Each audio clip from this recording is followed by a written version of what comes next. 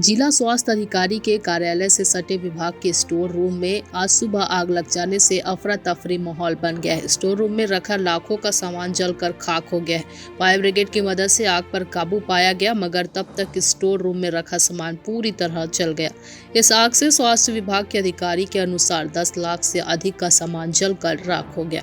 Store room में दवाइयों के अलावा कई तरह के मेडिकल उपकरण एवं कोरोना काल के द्वारा सैनिटाइजर, ऑक्सीजन सिलेंडर मौजूद थे, जो आग में जलकर स्वाहा हो गए।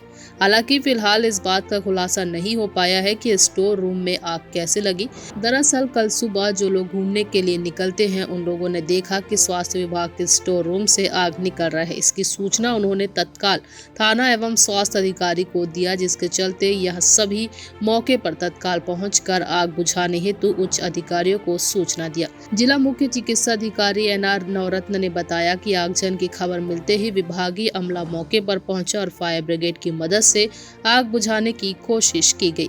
कड़ी मशक्कत के बाद आग पर काबू पा लिया गया है, मगर स्टोर रूम में रखे बहुत सी चीजें, दवाइयां व आवश्यक उपकरण को स्टोर रूम का कोई भी चीज सलामत नहीं है।